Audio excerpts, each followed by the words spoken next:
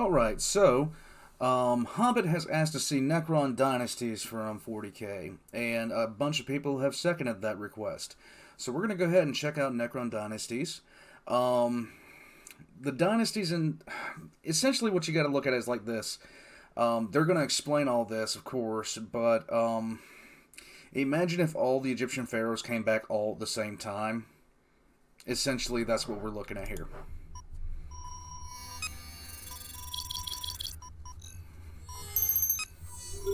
I wish I knew how to make stuff like this.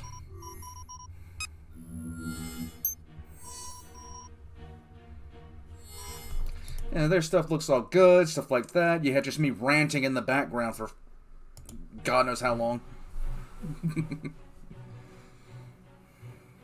On many worlds across the galaxy, curious structures have been found carved of black-hued stone, the forgotten remnants of some long-dead race. This is hardly unusual, and they are noted without much excitement among countless other ruins left by countless other races. Until they wake up. Occasionally, expeditions will be sent to learn their secrets, and hidden entrances uncovered to vast complexes located far beneath a planet's surface. Sometimes, these parties return with exotic trinkets or half-believed tales. Sometimes, they do not return at all. Few across the galaxy recognize these sites for what they truly are, and the threat they represent. Fewest. I would say that they now kind of know. Specifically, with the way things have been going lately, I think at the very least, the commanders, the commissariat, specific members of the command staff would be briefed on what to look for with this kind of enemy. Still, might know how it came to be that one of the first races to set forth blindly into a galaxy of darkness would be damned for eternity, transformed into a tortured race of soulless constructs, known as the Necrons. Neither the gods nor galaxy were kind to the Necrontyr. Millions of years before humanity evolved to sentience, in an ancient formation of stars on the outer edge of the galaxy, they raised their civilization under the torturous light of a blighted sun. Endlessly scoured by piercing solar winds and terrible radiation, the lives of the Necrontyr were short and uncertain. Their bodies were consumed by agonizing cancers and constant illness. Their existence was defined by overwhelming loss and grief. Cities were built in honor of the dead, and the living who wandered their streets relegated to brief caretakers of vast sepulchres and ornate tombs. Driven by the desperate hope that they might free themselves from the cruel maladies of their sun, the Necrontyr set out to carve an interstellar empire. Bereft of psychic powers, the Necrontyr were unable to pierce the immaterium, and instead relied upon slow-moving torch ships, carrying enormous stasis crypts. Though arduously slow to realize their dream, the Necrontyr were able to colonize much of the galaxy. Tragically, however, they could not rid themselves of their physical frailty, for even on rich, unspoiled worlds, the curse of their homeworld left them withered and short-lived. It was a terrible irony, then, that of the few other civilizations present in the galaxy, they should encounter the beings known as the Old Ones. Ancient even to the Necrontyr, the Old Ones had long since conquered the burden of mortality and now were gifted with eternal life. Yet it was a gift they refused to share, and the entire Necrontyr race was left to fester in jealousy and resentment. The unity that had propelled them into space was shattered, and competing Necrontyr dynasties warred with one another in a conflict that threatened to destroy their entire race. Had these wars of succession been allowed to continue, the Necrontyr might have been yet another footnote in galactic history, a civilization that rose, burned brightly and briefly, only to be extinguished. But the Triarch, the ruling council of three that governed the Necrontyr race, realized that only an external enemy had the power to reunite the dynasties and revive the spirit of their civilization. And to be completely honest, it was not that hard to get the Necrontyr riled up for war. I mean, the Old Ones practically gave them every excuse they needed and every reason they needed. But it's just the old ones had this philosophy where they did not like to interfere, even though they did it all the time. They sowed worlds. They might have even been the ones to sow the Necrons onto their world. It's not really known that far back, but the Necrons had every reason to be Perturabo levels of bitter. The choice was obvious. Only the Old Ones presented a credible threat, and the jealousy and resentment of the Necrontyr had been kindled into a burning rage. Successionist dynasties were offered amnesty. The Necrontyr reunited under the rule of the Triarch, and armies and fleets were sent to fight a war they could not win. In contrast to the Necrontyr, the Old Ones were the masters of the Immaterium. Through the use of warp gates and the extra-dimensional webway, they constantly outmaneuvered the plodding forces of the Necrontyr. Despite their superior technology, they were little more than an irritation to the Old Ones, and faced with an invincible enemy, the dynasties fell back into civil war among themselves. Having only accelerated the complete collapse of their rule, the Triarch again searched for salvation. Competing accounts differ on how the Necrontyr first encountered the Catan. Some claim they were discovered in the heart of a dying star, while others say that the burning hatred the Necrontyr held for the Old Ones acted as a type of beacon. Regardless, and still others say that there was a Catan actually feeding on the star, which probably led to the Necrontyr having such terrible lives to begin with. So the Catan fed on stars. They were barely sentient. The Necrons actually gave them that.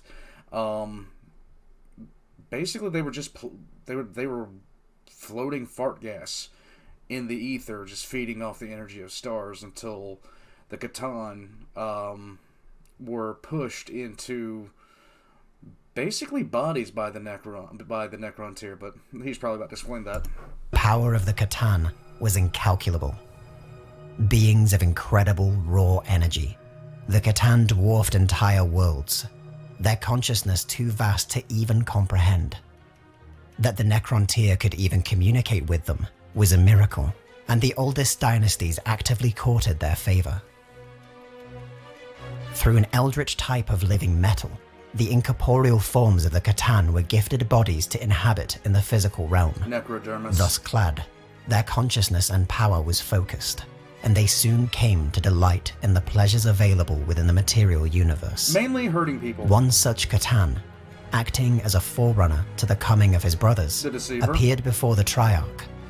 It claimed it and its kind, like the Necrontyr, had fought a war against the Old Ones, a war they had lost, and now were hidden across the galaxy, eagerly awaiting allies who might help bring that ancient race to account.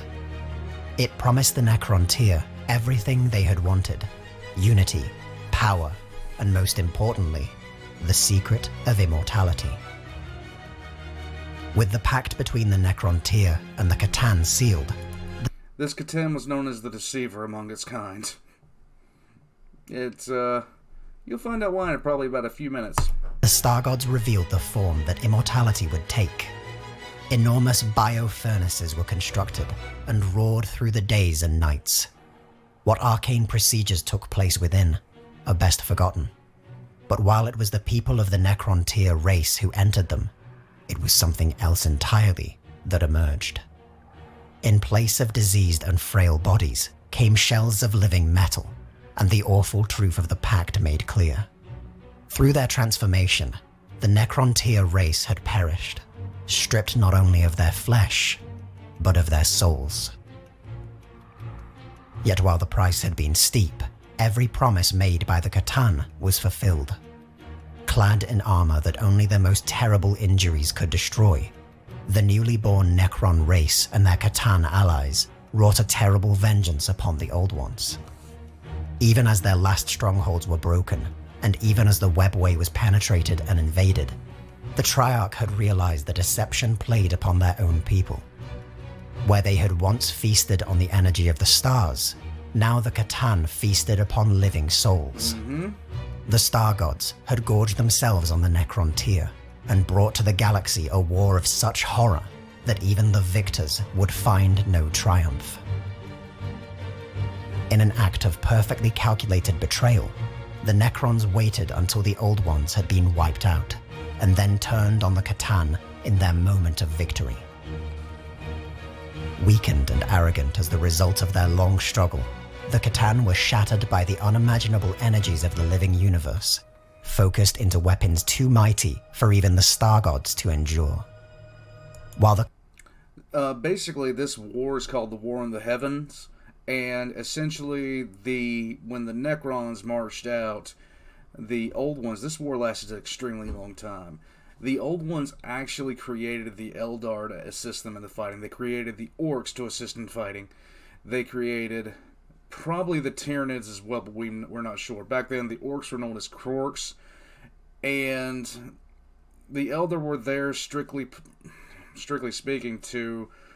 The Necrons had no souls, and thus were vulnerable to warp fuckery. I don't know how, but there you go. Alright, there was an eruption of sound from over here. I rewound it back a little bit. I'm going to go ahead and hit play again. Endure.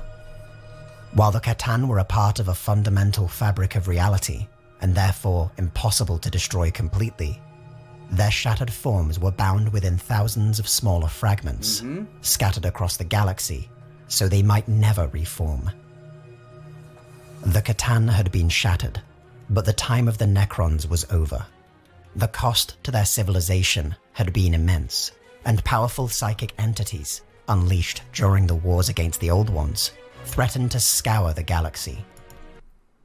One of those shards just happens to be beneath Mars, and it's called the Void Dragon. And there is a painting of the Emperor, well, somebody, supposedly the Emperor, and I can't remember the saint that his alias as the saint, I can't remember which saint he was, but slays a dragon and then carries it off. And that was the Emperor taking down the Void Dragon.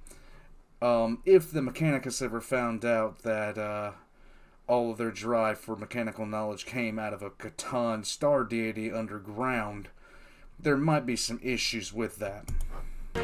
Younger races, created by the Old Ones to aid in their war, were also rising, with the wrath of the Eldari, in particular, impossible for Necrons to stand against. The Silent King, first among the Triarch, and the only member of that council who survived betraying the C'tan, gave one final order. His people were commanded to sleep, to wait for a time in which even the great power of the Eldari had withered, and the Necrons might return to rule the galaxy. With this order fulfilled, the Silent King vanished, fleeing into the intergalactic void, seeking solace and penance for the terrible suffering he had inflicted upon his people. On countless worlds, the skeletal constructs of the Necrons lay dormant.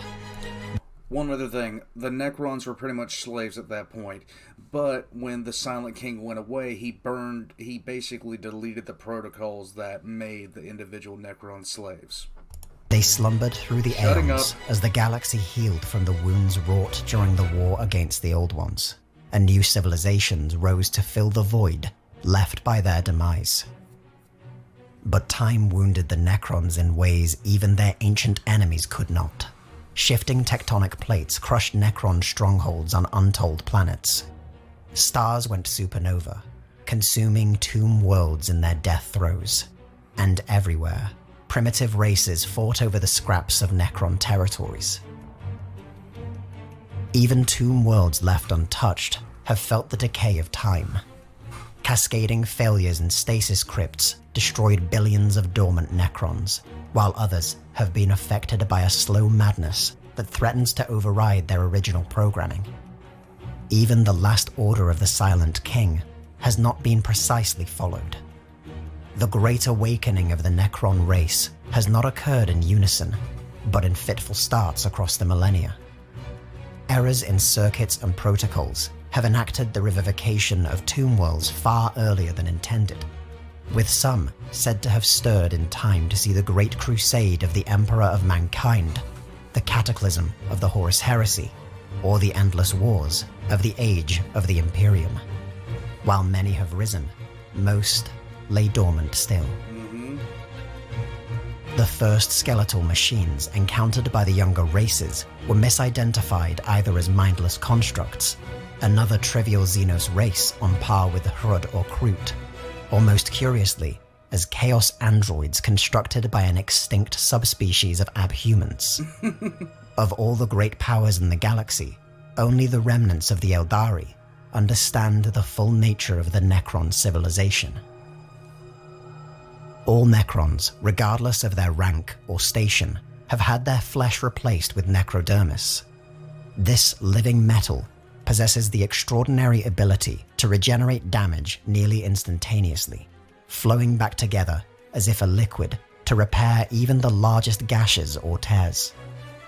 Given enough time, even the most terribly damaged Necron constructs can be repaired, or its consciousness transferred to a new body. Only a select few Necron constructs, however, possess a consciousness in the way the Imperium or the other races of the galaxy might understand it. The transformation of the Necrontyr race stripped the intellect, self-awareness, and personality from all but the most strong-willed.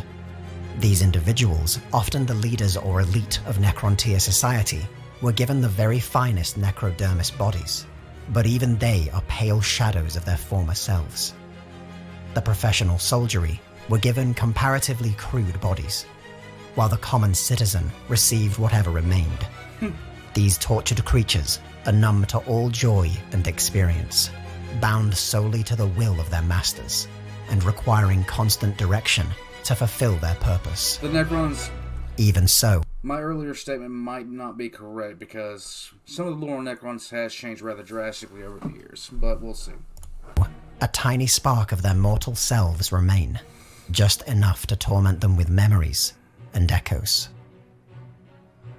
During the time of the Necrontyr, their civilization embraced a rigid hierarchy. While split between various dynasties, all were ultimately subject to the will of the Triarchy, a council of 3 pharaons, the greatest and most powerful leaders of their race.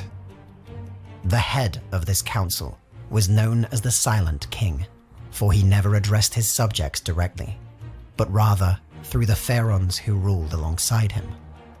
The short lifespan of the Necrontyr ensured that members from many dynasties were represented within the Triarch, or held the position of Silent King itself. Following their biotransference, the hierarchy of the Necrontyr became absolute with the Necrons. Completely subservient to the will of the Silent King, even the pharaons were forced to follow his directives through command protocols embedded in every Necron mind. So ashamed by his failures, however, the last Silent King severed these protocols upon his withdrawal from the galaxy, and ultimate authority had been split across the various dynasties that remained. Pharaons and other ranks of Necron overlords have awoken to find themselves free of the Silent King and able to pursue their own agendas. Combined with aberrations in their programming that leave some overlords struck by madness, the actions of the Necron race are eclectic almost to the point of randomness. The Necron lords of some dynasties display a splendid adherence to honorable conduct, sending forth emissaries and diplomats. On the battlefield, they adhere to the spectacle of honorable war, rigorously applying their ancient codes of battle. Other dynasties have embraced treachery and terror, utilizing psychological warfare, deception, and assassination. More still focus their attention inwards, pursuing the systematic extermination of any life forms who interfere with their affairs. While these acts are extraordinarily diverse in their extent and method, all are directed towards a single common goal: the restoration of the Necron dynasties to rule over the galaxy. Yet with the Triarch long destroyed, most tomb worlds still dormant, and others inflicted with madness, there can be no grand strategy. Each tomb lord pursues whatever course he deems most suited to circumstance. Some have sought to dominate nearby threats and sow terror on alien worlds. This guy right here, I swear, he looks... Oh, jeez. He just looks so constipated right now. Have sought to dominate nearby threats and sow terror on alien It's been 10 worlds. million years since I took a Others shit. have stockpiled raw materials, or prioritized the recovery of cultural treasures or artifacts. A few have even begun the search for organic species whose bodies might be suitable vessels to reverse the curse of biotransference Now that's and bring terrifying. about the return of the mortal Necrontyr. No. When committed to battle, the Necrons typically strike with little warning. A Necron Lord will have a great variety of forces at his command, but will typically rely on soldiers known simply as warriors or immortals, which made up the ancient armies of the Necrontyr. Lichguard, Deathmarks, and Praetorians are used more sparingly, while the largest Necron constructs are reserved for wars of annihilation and vast interstellar campaigns. Their highly advanced technology means that their armies typically need only march forward, and an overwhelming, inexorable advance has become synonymous with the Necrons.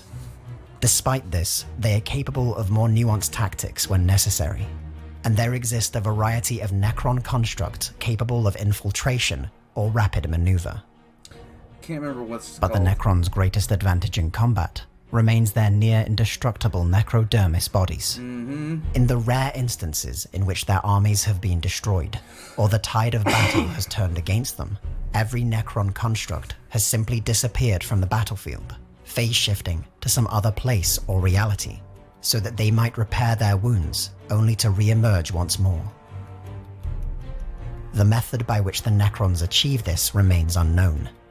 They likely retain some access to the webway, forcing their way into the ancient labyrinth through the use of eldritch portals known as Dolmen Gates.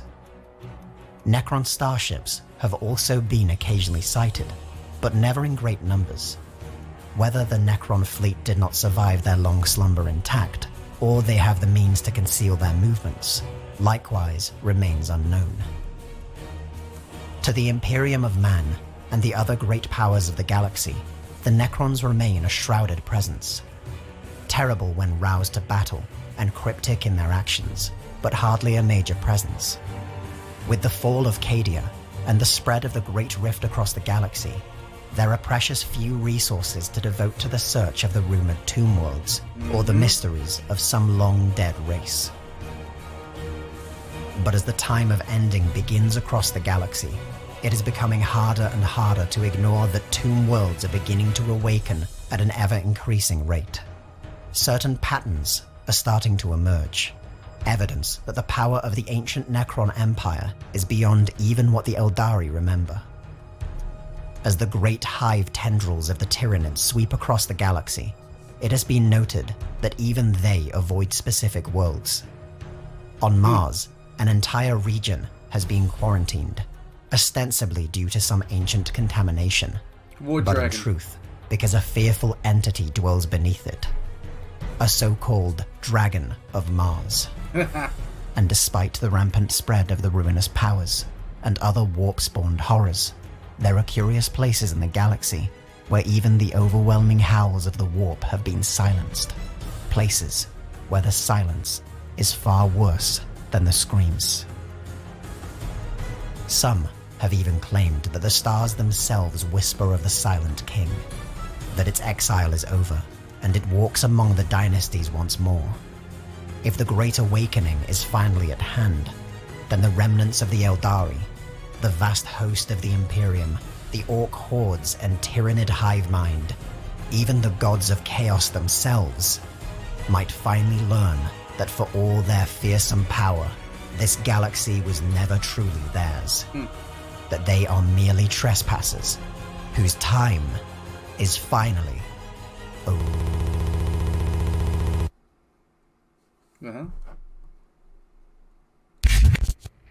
Oh, wonderful. I was concerned I might have missed you. Please allow me to express my fulsome appreciation of your investigation, as you call it. Thoroughly researched and well spoken. Delightful from beginning to end. It's Trazen. A few errors here and there. It's gotta be A Trazen. few omissions. I had hoped that I or my collection might warrant inclusion. It's Trazen, man. But you make cuts for time. I entirely understand. I am something of a seeker into mystery myself, and I feel a sense of professional courtesy to inform you that the presence of your institute has not gone unnoticed here. You are watched by some of whom you are already aware, and by others of which you are not. It is so rare to find those who might appreciate my work, and would be such a shame to see you become an agent of disorder. Until then, feel free to visit any time. There is always a place for you here. Investigates the nations, factions, and organizations of alternate worlds. I like it.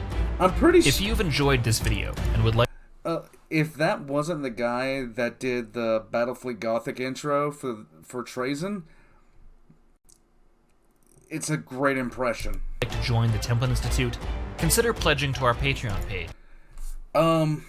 If that made me smile. That made me smile as soon as it started. I was like, okay. They mentioned a great amount of... They haven't mentioned some of the people. And one of them is Trazen. Trazen is somebody I've been thinking about doing a 5-minute lore on for a little bit. And I would tell you something, like, okay, seriously, Trazen is literally Ash Ketchum of 40K's universe. That's what he is. He's got some stuff. Now, his collection is on a planet called Solmus. And it's basically people and places in stasis fields. Urzarkar Creed is part of his collection. There are Space Marines that are part of his collection. Tyranid Lictors are part of his collection. There is a bunch of stuff that is part of his collection. In any case, I love this video. I especially loved it at the end. Whoever that was at the end, if it was the guy that did the voice in the first place, cool. That's real cool. If it was an impersonation, I couldn't really tell the difference. In any case, I will catch you guys next time. I'm going to put their information down in the description below, as well as my own and my own Patreon. And I hope you guys have a great day. Like and subscribe if you haven't already, and I'm out. Catch you guys next time.